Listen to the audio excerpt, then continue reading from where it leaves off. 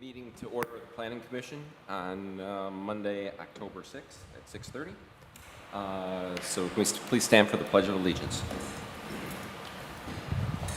I pledge allegiance to the flag of the United States of America and to the republic for which it stands, one nation, under God, indivisible, with liberty and justice for all. Roll call, please. Commissioner Barry, Here. Chairperson Zenek, Here. Secretary Laurent, Here. Commissioner Dunn, Here. Councilmember Lamb, Here. and President Rutt. Here. You have a quorum. Thank you. Can I have a motion to approve our agenda for today? Motion to approve the agenda? Support. Move supported. All in favor? Aye. Aye. Carries. Approval of the minutes from the meeting of September 2nd, 2025. Move to approve the minute. Support. Support. All in favor? Aye. Motion carries. Any public comments on non-agenda items? Seeing none, move on. Public hearings listed on the agenda, but I don't think we have one, correct? So we get into old business. 8A, Special Land Use Review, Eastport Village Mixed Use Project. Yes. Good evening, Mr. Chairman, Commission members. Before you tonight is this proposed multifamily redevelopment and mixed-use project. And for the benefit of the public and the audience watching, I'll quickly summarize the project. So this site is approximately 11.68 acres in area and is a partially developed site with an undeveloped area currently occupied by woodlands and vegetation on the east side of the site, and the west side of the site occupied by the Jacobson's florist. The property does span across multiple parcels, and the majority of the proposed development is located in the township, with just the northern portion being located in the village. And more specifically, there are going to be 8 residential units proposed for this mixed-use project that are either partially or completely in the village portion, while the majority of the lots, or the majority of these lots that are in the village, they do abut residential properties. 2 of the lots located in the village to the west have adjoining property lines with commercial property in the village, which is a bank. And then the commercial portion of the site is, majority of it is outside the boundaries of the village, with the exception of the northern portion of the parking lot. And that includes a dumpster enclosure. This commercial use is again abutting commercial property to the north, which is the bank again. And these are the portions of the development located in the village. Overall, the site is consisting of 1 retail building that is located in the township as well, and 55 residential units in total, 48 of which are single-family detached units and 7 are live-work attached units. As this is a mixed-use development that's crossing the municipal line, the village is undertaking the review based on the applicable zoning, and the township is undertaking their review as a planned unit development. So, this site, in the village portion of the site, is zoned multifamily, mixed use, and within the mixed use zoning district of the village, single-family detached dwelling units are permitted, provided they receive special land use approval. So, and tonight we'll be going over the review criteria of the special land use. I will note that also that you already had your required public hearing for this back in June. You held a joint public hearing with the township to address issues as a whole. Now that those issues were expressed by the public, tonight the township has undergone theirs PUD process, and they actually have approved the conceptual aspect of the PUD tonight before you once again special land use. So within the zoning ordinance, we have 8 different criteria to look at special land use to determine whether it's appropriate to grant this or not. And in general, speaking overall, the site itself, it's a commercial on the west side along Broadway, and residential to the rear. It's adjacent to the residential rear for the most part. And so the uses proposed are consistent are consistent with the existing and adjacent land uses in the area, both those land uses in the village portion and those land uses in the township. We have commercial properties on Broadway, and we have residential properties to the rear. So in general, this proposed development is not going to be detrimental to the public health, safety, or welfare. As I mentioned, it's compatible with the surrounding uses because these commercial uses, they're not proposing any outdoor storage. They're not proposing any outdoor work areas or the use of mechanical equipment. The proposed commercial is a retail or possibly a restaurant or food service. So it's consistent and compatible with the other commercial uses we have along Broadway.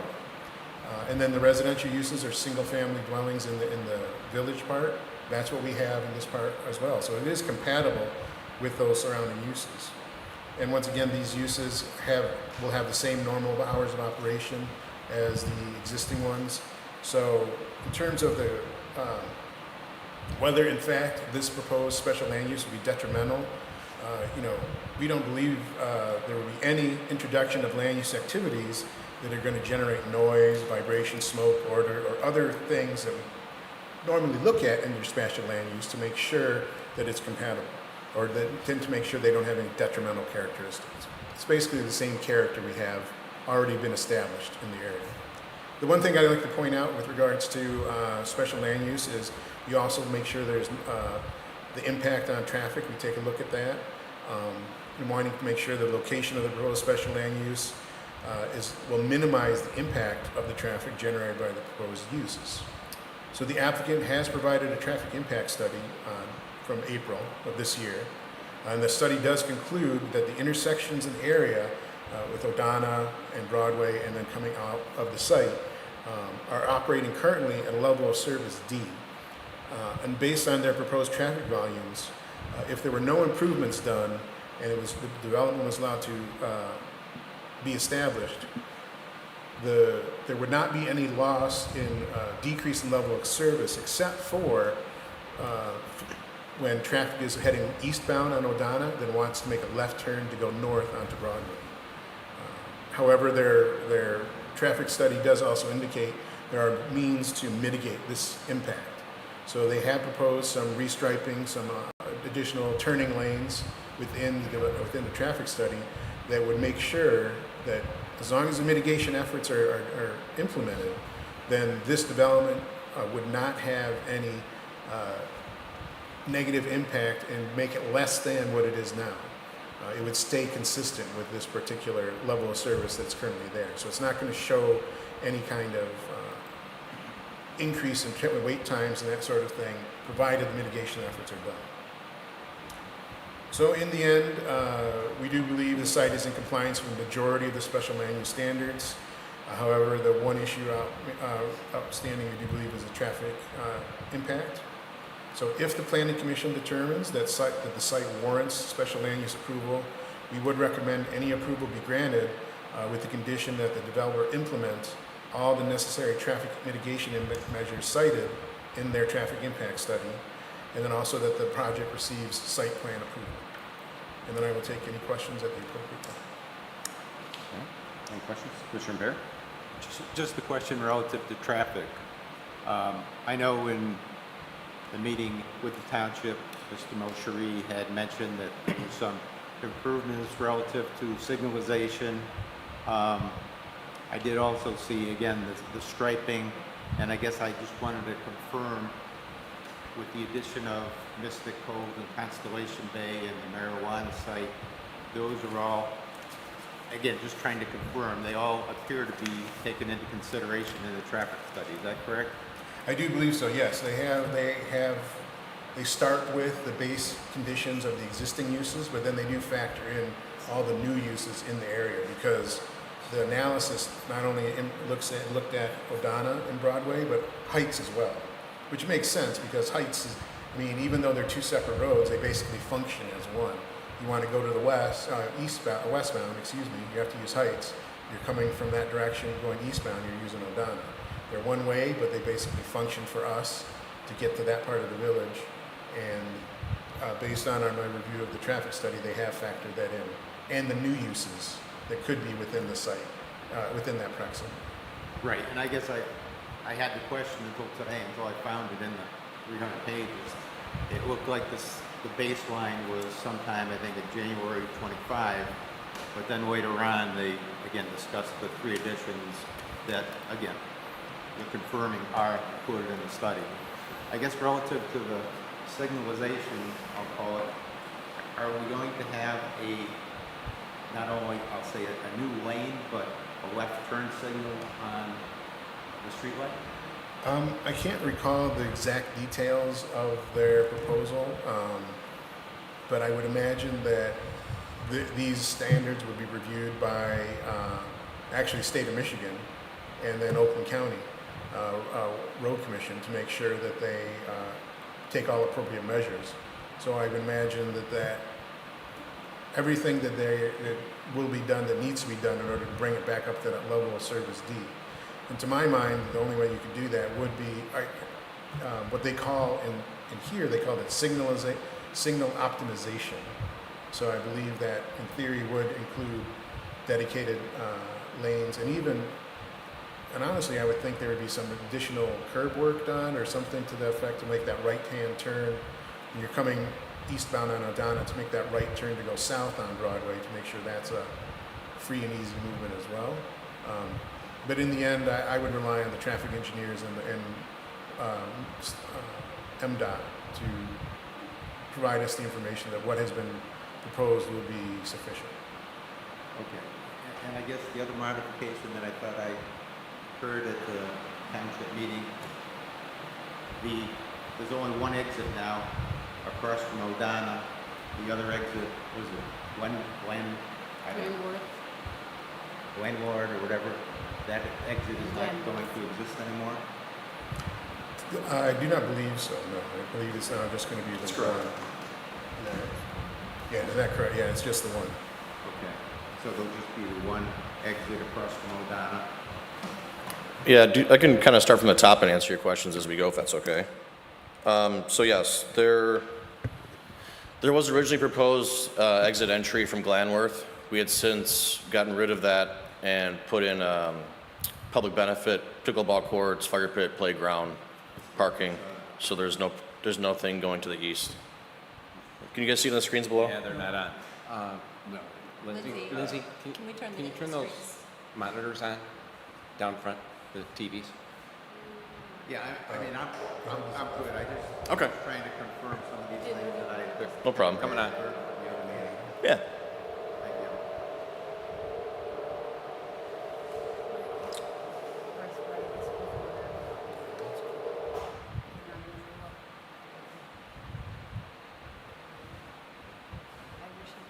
Jim, you're good. You good? Any other discussion? We're waiting for these. Yeah, that's no problem. So while we're waiting for this, I just wanted to clarify why we're really here. In the MU, it suggests that you want commercial uses along the main drag, M24, Broadway, and more residential uses to the east, with a clear thoroughfare, if you will.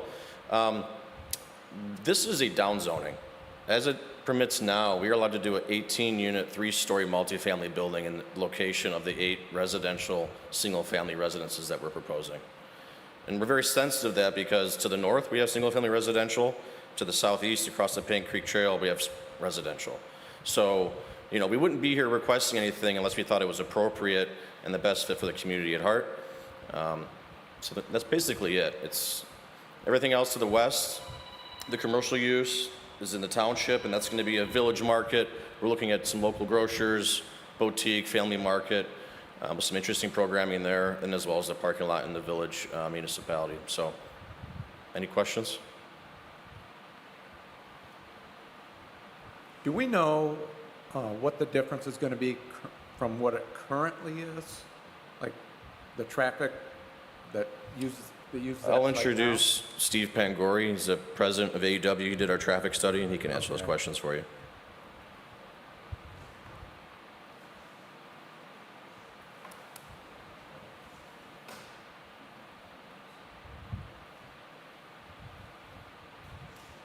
Good evening.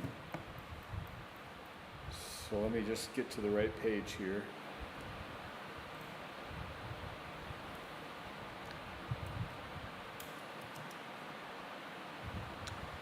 So currently, the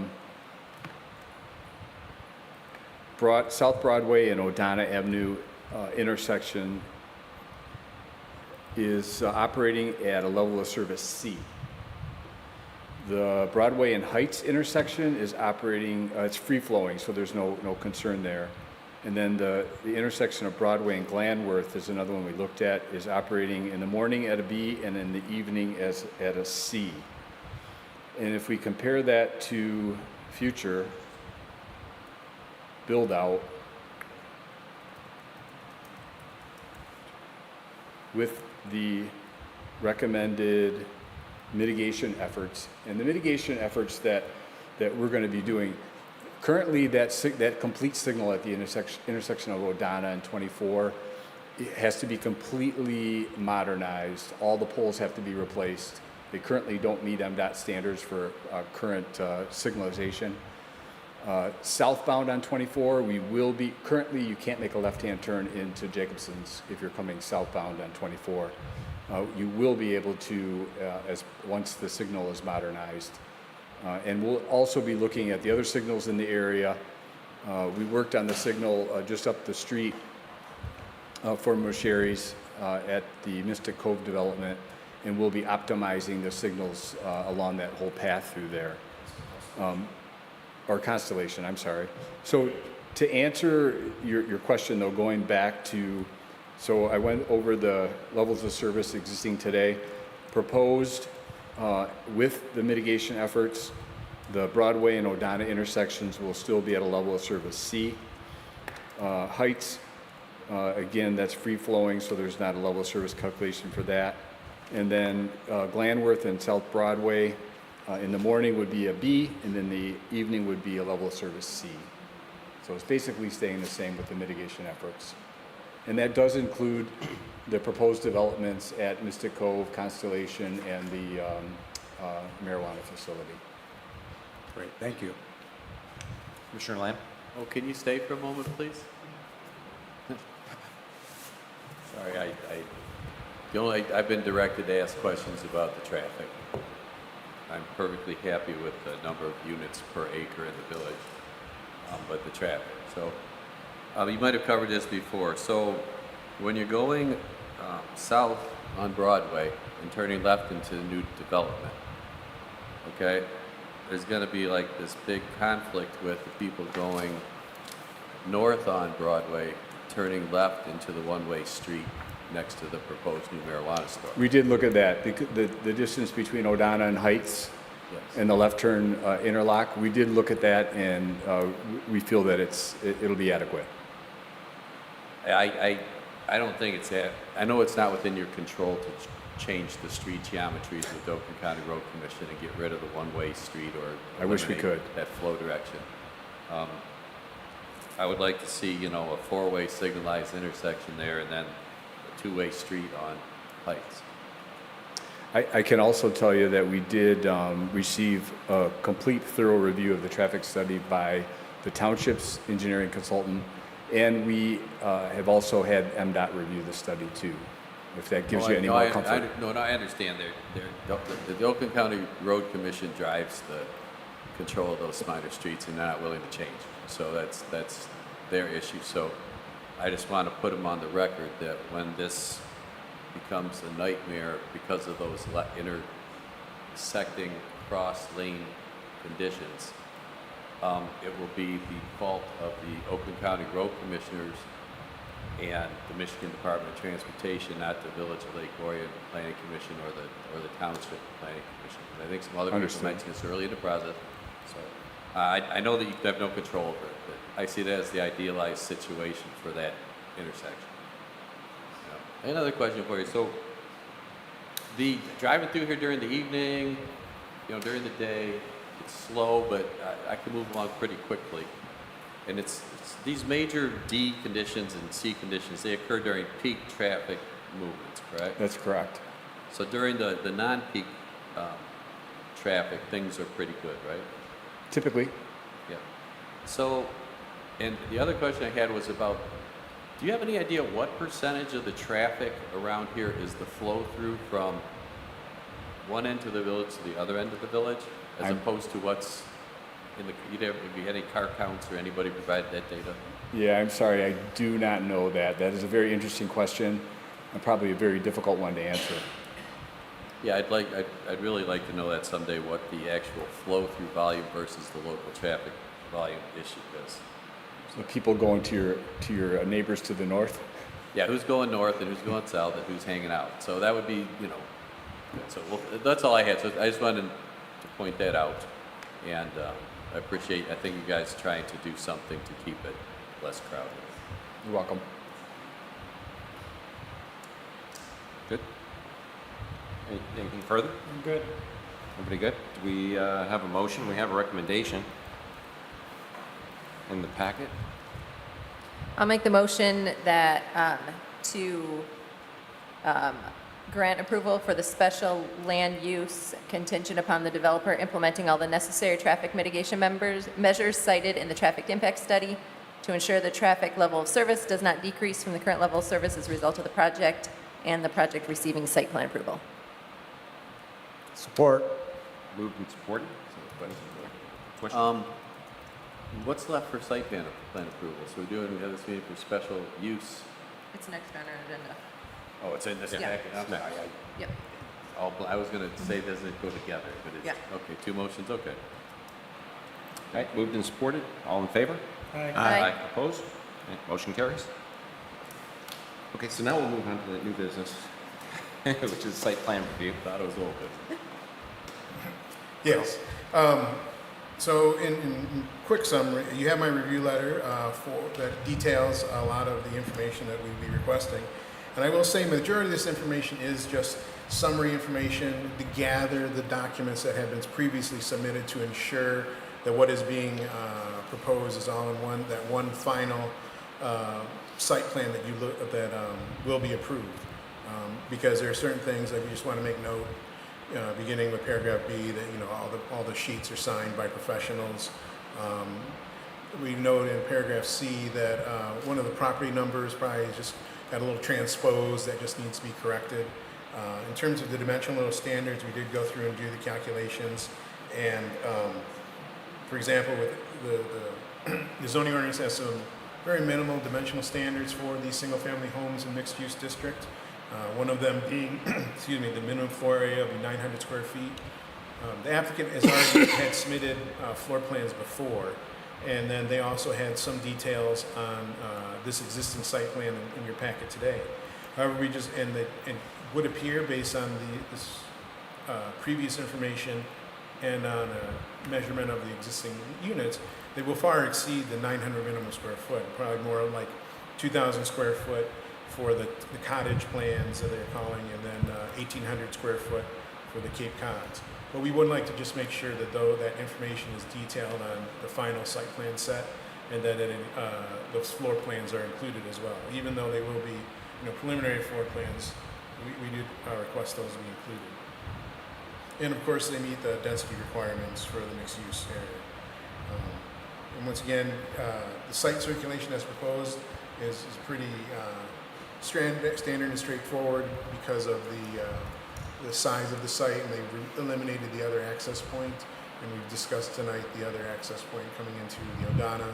And so it's a circular area, and we would defer to the fire department for any other aspects that might be necessary to revise based on those areas in the township. From the areas that are in the village, they'll be accessed by the one circular access drive, and we feel that's efficient and provides an adequate and appropriate circulation plan. One thing we just wanted to note too, just as a slight detail, is they have noted that there's going to be needed to be some grading from that western portion of the site to level it and then transition eventually to the east. It's a little unclear where the size and scale of the retaining walls, and then where the relationship of the screening wall between the residences in the village, the two houses on the village that are adjacent to the commercial and commercial portion of the site, and to the adjacent commercial to the north. So we just like to provide a simple schematic detail. It'll show that relationship of the grades to make sure that they're appropriate. And then because if there is somewhat drastic change in grade, then it's just a matter of making sure the screening fence is on the higher portion of the grade. So basically making sure if it is that way that the fence will be on the parking lot / commercial side instead of in the residential backyards. And then, you know, we got a 6-foot high fence, but then the parking lot starts out at 4 feet above anyway, so it's not really screening anything. So that's just to assure the effective screening of those areas. And then similarly, provide a detail for the dumpster enclosure to ensure it's to standard. And while we do have a note about the lighting, they have provided photometric plans in the past. Those do appear to be appropriate and in compliance with our standards, and to make sure that have minimal impact on residents. But we just want to make sure that those plans are the ones that will be utilized for the site. So in the end, we do think that the proposed development and this site plan does substantially meet the majority of our conditions for approval. And then if you so choose, you could request the applicant submit a revised site plan for you. However, we do feel this information is more about dotting the I's and dotting the I's and crossing the T's for this amount of detail. So we would recommend granting site plan approval contingent upon, as I mentioned, the paragraphs A through E on the last sheet in terms of the parcel numbers, floor area standards, floor plans, elevations for the screening, and the photometric plan. And then, however, we also do note that the village engineer has provided their initial review, and the fire marshal has as well. The fire marshal's review is consistent with what he submitted for at the township. So we're making sure that's consistent at that level. So we recommend the approval be contingent upon them granting eventual administrative approval. Questions for the planner? Question. Mario, I'm curious, so you were referring to lots 44 and 45 in the parking lot, I think, in your discussion about the wall. That's correct. And then you mentioned that the finished grades on the parking lot were like 995, and then the house was 989, so that's 6 feet higher than the residential, correct? Potentially, but So, it was is the requirement that the wall be 6 feet tall on the commercial parking lot side? basically yes. Because So that the wall could potentially be 9 feet tall. in theory, yes. Is that a problem, or do we have a No. requirement on wall height against the? I mean, on the lake we have a height requirement. Was it 6 feet between the houses and stuff? So, these people could potentially have a 9-foot wall behind the house. Is that something you guys looked at all? I'm just curious. And to be honest, one of the issues I had was I couldn't tell if the spot elevations on the site plan were the finished elevations or the current elevations. Finished grades. And if those are the finished grades, then you're right, it could be that high. So it might be an issue with regards to. So Mario was asking about the difference in the finished grade elevations on lots, like 44 and 45 with the commercial property, and whether or not that was going to create some difficulty in constructing the houses or in building the wall, because you can't get the 1-on-4 slope from the wall out into the houses. So have you guys done any detailed grading yet? We haven't finalized the engineering. This is very high-level preliminary grading that was done for the purposes of the site plan approval and PUD approval. As we go through the final engineering, we'll be refining those.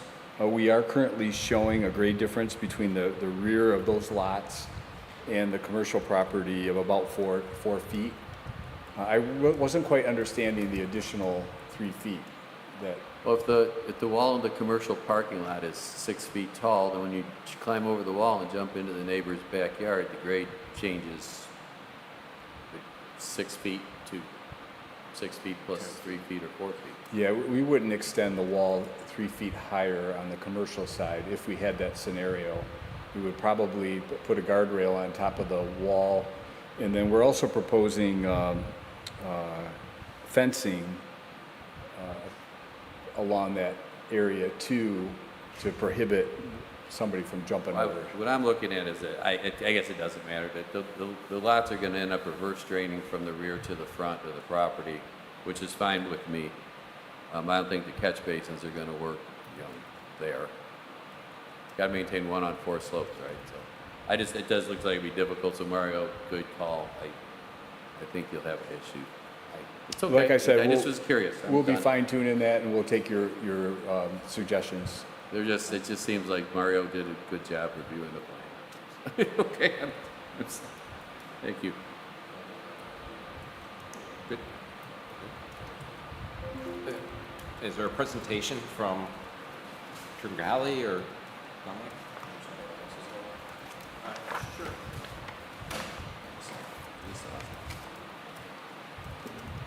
Good evening again, Dominic Tringali with Masheri. So conceptually, if you can see that board, we have a cottage look that we're going to do in this particular project. Still very preliminarily, but we do have an idea of the product that people are asking for from all our calls that we're getting from both Mystic Cove and our other developments here. So for sale product is always their first question. So that's kind of why this whole development came about, what the community wants. So we're going to have some ranch plans that'll start out around 1,700 square feet, go up to 2,200 square feet in those regards. Also have a first floor master, and then we'll also put a family product which goes in the middle portion, which will be 2-story homes, starting out 24 all the way up to 3,000 square feet. Everything pretty much only has a 2-car garage, and then we're going to develop it in such a way that the porches are going to be more prominent, more of a pedestrian orientation, and then have cottage feeling. And in the next set of plan packages, we'll develop those a little bit further and have some elevations for you to look at besides the conceptual ones that we have submitted. Any other questions for me? How much? A good question. I'm always trying to estimate the tax revenues to the village. Okay, that's my big thing. So. Yeah, we're starting out probably around 700. So want it to be less, but with the way things are, most likely not. So. Okay. And then next package probably answered more of your questions. Thank you. Commissioner Wright? Oh, yeah, so I just have a couple of comments, really. One, so I live next to this development, so everybody know, if you look on the page, I'm 426 Converse Court, so I've followed this very closely since the beginning. One correction for all your maps, where you have labeled a deck in my backyard is really a garden.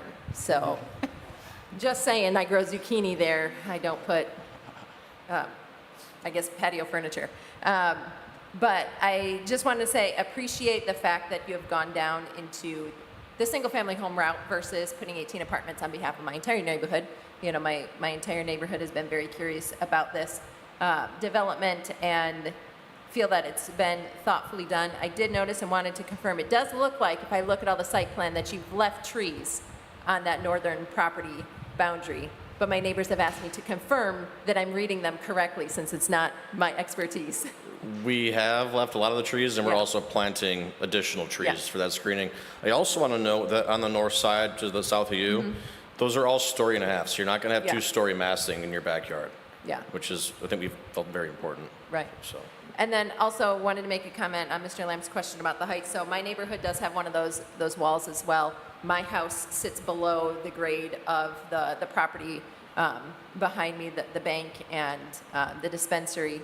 And it's sometimes an advantage that my house sits lower, because I don't have any headlights coming into my house at all, whereas further to the north, the grade gets a little bit less, and so the walls are a little bit shorter, and sometimes they do get headlights coming into the back. So we have had on occasion a kid try to jump over walls, and I run them out of the neighborhood and usually don't deal with them again. It's usually my kid climbing and walking to the valence beam, but on occasion we get some other kids.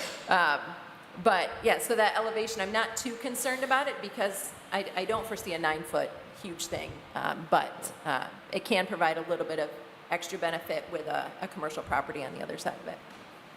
great. Commissioner Bear? Just a comment. At the public hearing, I made some comments relative to concerns about the water and sewage when I found out that it was using the village system. I did talk to Wes today, the Director of Public Works. Wes said that everything was fine. We had enough pump stations. In fact, I guess we don't need a pump station for this area. But if anything, it's going to help us out in further leveraging the fixed cost and hopefully reducing our ongoing sewage costs going forward. Right. So anyway, that's all I have. Okay. Everybody satisfied? There's motion in our action summary sheet. Anyone want to make a motion? No, we do not have. Sure, I will. I move that site plan approval be granted by the Planning Commission contingent upon the following. Well, number one, we already granted the special land use approval. So submittal of revised complete set of plan that includes revisions to the cited parcel numbers, proposed minimum floor area for the single-family residential dwellings, floor plans and elevations for the single-family residential dwellings, a detailed cross-section of the commercial and residential elevations, including the proposed retaining wall and screening fence, a photometric plan that is in compliance with the requirements of paragraph 1, details of the dumpster enclosure, and any revisions as required by the village engineer and township fire marshal. All right, motion on the floor. Any support? Support. Move supported. Got one more stupid question. Please. Do you have any idea how much dirt you're gonna have to haul out of there? You do a mass balance yet? I'm curious. I think they're gonna have to bring, Believe it or not, we're short. you're gonna have to bring dirt in. We are. Really? Great. Yeah. Yeah, there's a significant grade difference from the south. The south is quite higher than the north end. I've been watching them haul dirt out of the Stadium Road site for the last 2 years. Right on the south of you guys, right? And they've been hauling dirt for 2 years out of that site. I'm just curious. Thank you. Another stupid question. All right, so we have a motion supported. All those in favor? Aye. Opposed? All right, motion carries. Do like the cottage look. I think that looks really nice. Thank you. I've been back there. It's- Thank you. it's more. All right, so now we'll move on to our new items B, this will be 9B, condominium conversion review for Snug Harbor Orion multiple family project. Yes. So in summary, the site located at 160 Heights is one parcel, approximately 0.289 acres in area, and it was previously the Snug Harbor Marina. Back on May 6th of 2024, the Planning Commission did grant preliminary site plan approval for the construction of a multiple family structure that is comprised of 2 one-story dwelling units and 2 two-story dwelling units. Through the administrative final review process, the revised plans were ultimately granted final site plan approval for this structure in September of 2024. Now, the original review approval process was for the 4-unit structure to be under single ownership and have the units available on a 4-lease basis. Since then, the developer is now requesting to establish the structure and site as a condominium to allow for the sale of each unit to individual owners. The zoning ordinance actually does allow approval of a site plan and condominium documents by the Planning Commission, but I should rephrase that. Conversion to a condominium is permitted, provided Planning Commission grants site plan and condominium review and approval of the proposed new condominium. So there are about 5 different specific requirements under section 19.07 of the zoning ordinance. And those that are applicable, the permitted use, this proposed use is permitted in the MU district, so it's compliance with that standard. Others is that we make sure that it has public street access. This condominium will have direct access to Heights Road, so it's in compliance with that standard. And then some other standards within the zoning ordinance aren't applicable because they're really intended for condominiums that are called condominium subdivisions. Sometimes we call them the site condos, where it has an individual structure as the one single-family structure within a limited common element unit. So basically, it looks like a standard subdivision, but it is a condominium. And so when it comes to those subdivision requirements and the zoning district lot regulations, those are not applicable to this because this is a this is one structure in which the units are all attached. So only the multifamily ones would apply.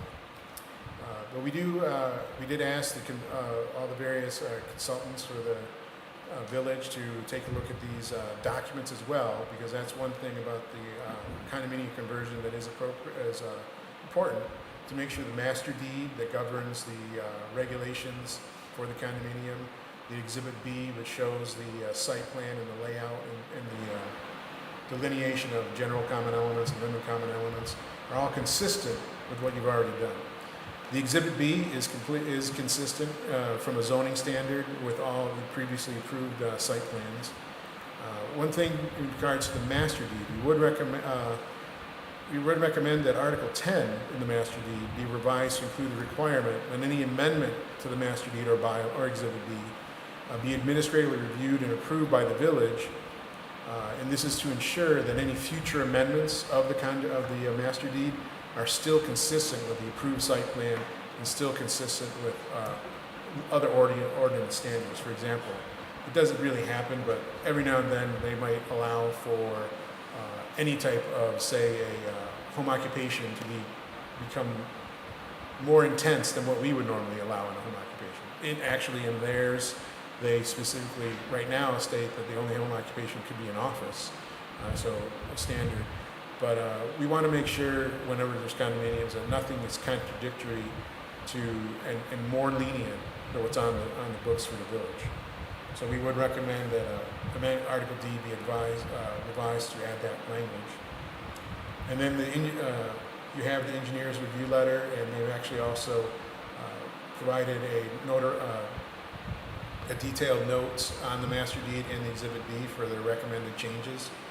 And then the fire marshal, while they haven't provided a review letter, they concur through email communication with an issue brought up by the village engineer to make sure that that the fire suppression system is addressed in the maintenance of that fire suppression system is addressed in the documents.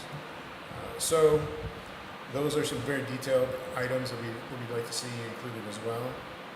But as I mentioned, in the end, the conversion to a condominium will actually allow for 4 new homes to be owned by new residents of the village, and they are consistent with the previous approved site plans for this development. So we would recommend granting approval contingent upon the master deed being revised to require village approval of any amendments, and then the condominium documents being revised based on the comments from the engineer and the fire marshal, and then ultimately receiving their approvals. All right, thank you. That's all. Any questions for our planner? Commissioner Ryan? Does the fire suppression is because it's a multi-story unit? I believe so, yes. When you have dwelling unit above separate dwelling unit, they require fire suppression. Okay, so do we have a fire suppression? Do we have a ordinance that allows for inspections of those things? Annual inspections or any of that kind of stuff? I believe, No? I don't know for sure, I shouldn't say, I don't know for sure, but I do believe that the International Fire Code does require something to that effect. I would defer to the property owners to allow that. Yeah, it's usually done through the fire department and through our HOA stuff. But I've never seen that technically written on paper, but they do come by and we do whatever we need to do, obviously. I know there's fire suppression in the village. It's inspected by the Yeah. fire department. I kind of wonder if it was the same character for condominiums. The condominiums I generally deal with are the side-by-side units. Right? Sure. I know in the cities they do multi-story, so that was my question. And how long is the developer going to retain control of the condominium association? We're not going to maintain control of it. Not at all. What if, so there's no provision, say you want to turn Mystic Cove into a condo that could join the two? I'm sorry? So there's no provision if you decided to turn Mystic Cove into condos also, that you could combine the two and have any beneficial relationship? No, that's the reason why we're doing Snug Harbor, is everybody has been coming to Mystic Cove looking for, cheaper things to buy, cheaper houses to buy. And we have Peninsula, which is starting at over $2 million, and we're going to test the waters for Eastport, for Snug Harbor, and kind of see where we need to be. And that's kind of the idea. But Mystic Cove is going to remain rental product for now, as far as we can see. Yeah, I'm curious, and And those are the only two questions. It's a separate ownership, so we'll not, even if we did convert it, it wouldn't be the same association or condo. Sure. Great. Yeah. Just to answer further your questions, in the future, if for some reason the ownership of the Snug Harbor wanted to merge or do something as you suggest, like change Mystic Cove into that, it would all be whether the ownership entity of Mystic Cove agreed to that, and then but they would have to come as a conversion to a condominium. They would have to come in front of us, so they couldn't do it on their own. Just like the reason we're here tonight, any condominium created in the village would be under your review prior to getting approved. But we always do small stuff, and then you got to pay a lot. Right. That's all. So it's always done better in groups, things like this. That's true. Mario, I just want to clarify, we need to come through to village council as well for this, correct? Forgive me, I don't believe so. Okay, No. just wanted to clarify that because I'll wanted to triple make check, sure. but I'm relatively sure this is the one we do. Okay. You can let me know off record, it's no big deal, but just wanted to get that clarified. Anything else to add? No, we're super excited about it. I think it's going to be a great product for the community.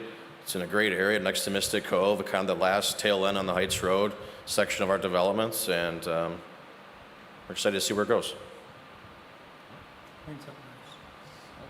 Any further discussion? Motion? We have a motion in our packet.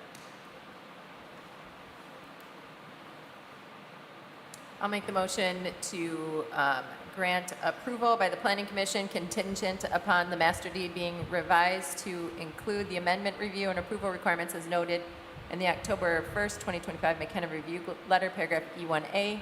2, the condominium documents being revised based on the engineer's comments and receiving their final review and approval. And 3, the condominium documents being revised based on the fire marshal's comments and receiving their final review and approval. Support. Moved and supported. Any other discussion? All in favor? Aye. Opposed? Motion carries. Thank you. Thank you very much. I said aye, Lindsay. I just didn't get my mouth open. Thank you very much. Yeah, thank you. Good seeing you guys.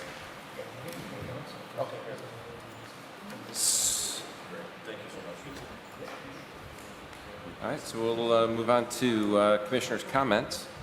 Commissioner Lamb, start with your end. Any comments? No, I just let to report the cityhood committee thing is moving forward with a more detailed analysis of the fire fund and fire costs. Seems to be the biggest. The new committee members from the citizenry are stepping up to the plate, doing number crunching and supporting. I'm pretty happy. The township's providing us with a lot of documentation, and I got a FOIA in 4 hours. It was like, I just put it in the computer, and then the afternoon I looked at it, there were the documents waiting for me. So they're doing their job. So that's all to report on the planning end.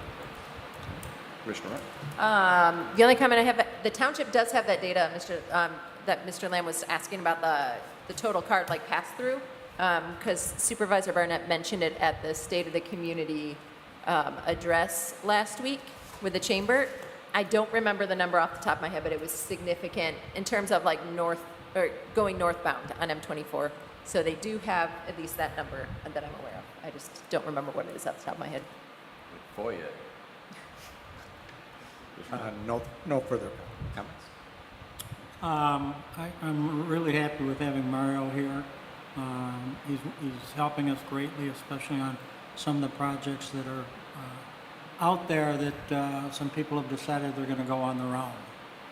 And he's on top of that, so we appreciate that. Commissioner Mayor? Yes, I would support that. It was very easy to go through the documents today to get ready for the meeting and then get them further explained. So. Yeah. You're talking to the microphone. I just wanted to acknowledge Mario as well. The documents were well prepared. They made it very easy to review the package and come here ready to only look at those items which were in question. Yeah, thank you, Mario. Absolutely. And if I may, actually, just a way to improve some things for you. Sonia did mention that sometimes some members wanted to have a hard copy available, just because sometimes it's not always easy to look at everything zoomed in on a screen. So if that's the case, I can make sure then to, from this point forward, make sure that hard copies are an option if you want to have that. Is that something you'd still want to continue, or is it digital? I think it was when we had big plans. Right. And you couldn't get it all on one screen, and then you're shifting. I think that's really where the issue was. Oh, okay. This is, I would agree with you. yeah, I think this is fine. I think we've Yeah. gotten used to the And plus, yeah, electronic format. there's a learning curve. It was a learning curve going from hard packets to not. Yeah. I really think it's just when you have the big plans. If we have a problem, we will let you know. Okay. Absolutely. If Feel we free. get something. All right, with that, next meeting is November 3rd. Move to adjourn? Move to adjourn. Move, support? All support? All in favor? Aye. Aye. Thank you.